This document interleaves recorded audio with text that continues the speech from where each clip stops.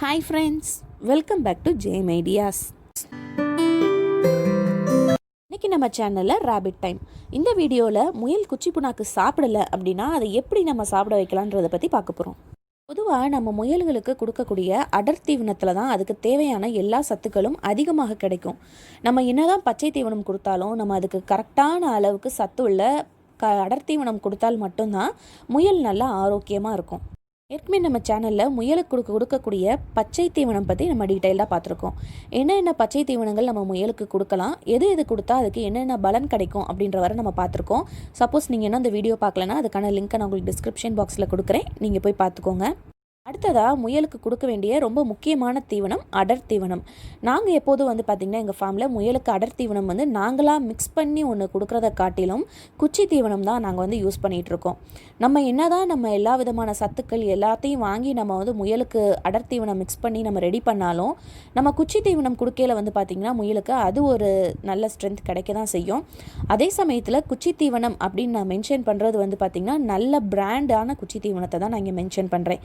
இந்த குச்சி தீவனம் பார்த்தீங்கன்னா 22 ரூபாயிலிருந்து 25 ரூபாய் வரை கிலோ எல்லா இடத்துலையுமே கிடைக்கிது.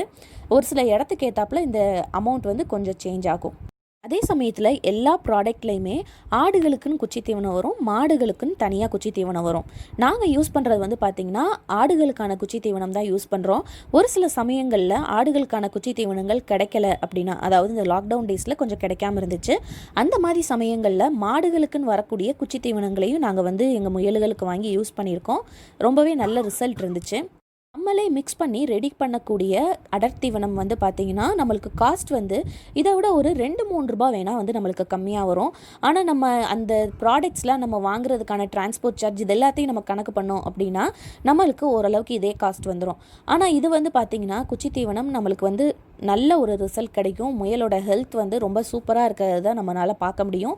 அதே மாதிரி முயல் குட்டி போட்டிருக்க சமயத்துலேயும் இந்த குச்சி தீவனத்தோட ஹெல்ப்போடையே மட்டுமே அது குட்டிகள் எல்லாத்தையும் நல்லா சக்ஸஸ்ஃபுல்லாக வளர்க்குறதையும் நம்ம கண் கூட பார்க்க முடியும். நம்ம அடர் தீவனம் தனியாக மிக்ஸ் பண்ணி தந்தோம்னா குட்டி போட்டிருக்க முயல்களுக்கு அது குட்டி போட்டிருக்க நேரத்தில் தனியாக ஒரு சில உணவுகள் நம்ம கொடுத்து அதை பராமரிக்கிறாப்புல இருக்கும். ஆனால் குச்சி தீவனம் கொடுத்தோம் அப்படின்னா குட்டி போட்டிருக்கக்கூடிய நேரங்கள்லையும் தாய் முயல் எந்த ஒரு மெலிவும் இல்லாமல் அதோட குட்டிகளை நல்லபடியாக காப்பாற்றி கொண்டு வந்துடும். ஆனால் நம்ம சேனலோட கமெண்ட் பாக்ஸில் ஒரு சிலர் அவங்களோட முயல் இந்த குச்சி தீவனத்தை சரியாக சாப்பிட மாட்டேங்குதுன்னு சொல்லியிருந்தாங்க.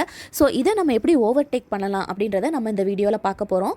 நீங்கள் இன்னும் இந்த சேனலை சப்ஸ்கிரைப் பண்ணலைன்னா அதுக்கு முதல்ல நீங்கள் சப்ஸ்கிரைப் பண்ணிவிடுங்க. மறக்காமல் பெல் ஐக்கானை கிளிக் பண்ணுங்கள். அப்படின்னா தான் என்னோட நெக்ஸ்ட் வீடியோஸ் உங்களை சேரும். உங்களுக்கு இந்த வீடியோ பிடிச்சிருந்தால் லைக் பண்ணுங்கள், ஷேர் பண்ணுங்கள். பொதுவாக நம்ம முயலோட உணவு முறையை மாற்றணும் அப்படின்னா அது ஏற்கனவே சாப்பிட்டுட்டு இருந்த உணவை கம்ப்ளீட்டாக நிறுத்திட்டு புதிய உணவை உடனே நம்ம தந்துடக்கூடாது. அந்த மாதிரி நம்ம புதிய உணவை உடனே அதுக்கு கொடுத்தோம் அப்படின்னா அதுக்கு அந்த புதிய உணவை சாப்பிட்றதுக்கு பிரியம் இல்லாமல் போகிறதுக்கான வாய்ப்புகள் இருக்குது. ஒரு சில சமயங்களில் அந்த புதிய உணவை முயல் சாப்பிட்டாலும் அதுக்கு செரிமான பிரச்சனைகள் ஏற்படுறதுக்கான வாய்ப்பு இருக்குது. எதனாலன்னு கேட்டிங்கன்னா முயலோட உடம்பு ஏற்கனவே அது சாப்பிட்டுட்டு இருக்கக்கூடிய அந்த பழைய உணவுகளை செரித்து பழக்கமாக இருக்கும். நம்ம புதிய உணவில் பார்த்திங்கன்னா வேறு விதமான சத்துக்கள் இருக்கிறதுக்கான வாய்ப்புகள் இருக்குது. ஸோ கம்ப்ளீட்டாக வேறு விதமான டயட்டை நம்ம ஒரு நாளைக்கு கொடுக்கல முயலுக்கு அது திடீர்னு அஜீரணமாகிறதுக்கான வாய்ப்புகள் இருக்குது. ஸோ நம்ம முயலுக்கு எப்போவுமே அதோட உணவு முறையை மாற்றி, அதாவது மெயினாக அடர் தீவனத்தை மாற்றி வேறு ஏதாவது ஒரு அடர் தீவனம் கொடுக்குறோம் அப்படின்னா அதை நம்ம அந்த முயலுக்கு கொஞ்சம் கொஞ்சமாக தான் கொடுக்கணும். உங்கள் முயலுக்கு நீங்கள் ஏற்கனவே கொடுக்கக்கூடிய பழைய அடர் தீவனம் இருக்குல்ல, அது கூட நீங்கள் முதல் நாள் புதிய அடர் தீவனத்தை கால்வாசி மட்டும் கலந்து அதுக்கு சாப்பிட்றதுக்கு வச்சுருங்க. முயல் கண்டிப்பாக முதல் நாள் அந்த கால்வாசி நீங்கள் கலந்த அடர் தீவனத்தை சாப்பிடாம தான் வச்சுருக்கோம். இருந்தாலும் அந்த கால்வாசி அடர் தீவனத்தை அதிலேயே விட்டு வச்சுருங்க.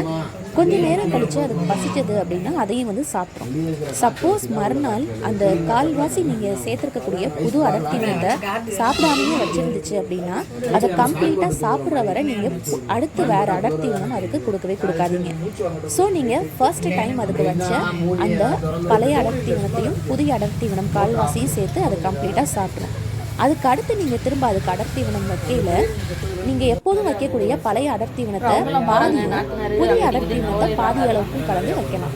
இதையும் அதே மாதிரி கம்ப்ளீட்டாக சாப்பிட்டு முடிக்கிற வரை நீங்கள் கண்டிப்பாக வெயிட் பண்ணணும்.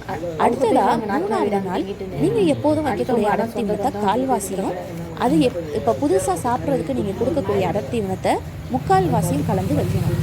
ஸோ இந்த 3வது நாள் வந்து பார்த்திங்கன்னா முயல் வந்து அதோட பழைய அடர்த்தீவனத்தோட வாசனையோட புதிய அடர்த்தீவனத்தோட வாசனையும் ஸ்மெல் பண்ணி பார்த்து ரெண்டையுமே வந்து சேர்த்து சாப்பிட்றதுக்கு கற்றுக்கும்.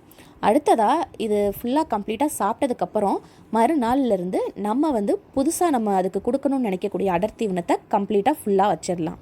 அதே சமயத்தில் முயலுக்கு புதிய அடர்த்தீவனத்தை அதோட சாப்பாடில் நம்ம சேர்க்க ஆரம்பித்த முதல் நாள்லேருந்தே அதோட செரிமான சக்தியை நம்ம கொஞ்சம் கவனிச்சிட்டே வரணும். சப்போஸ் அதோட செரிமான சக்தியில் கொஞ்சம் ஏதாவது பிரச்சனை இருக்காப்புல இருந்தது, அதாவது அதோட புழுக்கைகள் வந்து கரெக்டாக புழுக்கையாக இல்லாமல் கொஞ்சம் கொலகொலப்பாக இருந்தாப்புல இருக்குது அப்படின்னா அதை வந்து நம்ம இன்னும் கொஞ்சம் அளவு கம்மியாக கொடுக்கணும். அடுத்து கொஞ்சம் கொஞ்சமாக அதோட அளவை வந்து நம்ம வந்து அதிகரிக்கணும். இப்போ நான் உங்களுக்கு சொன்னது வந்து கால்வாசி, அரைவாசி, முக்கால்வாசி, அப்புறம் முழுசாக கொடுக்கலாம். 4 விதமாக சொல்லியிருக்கேன்.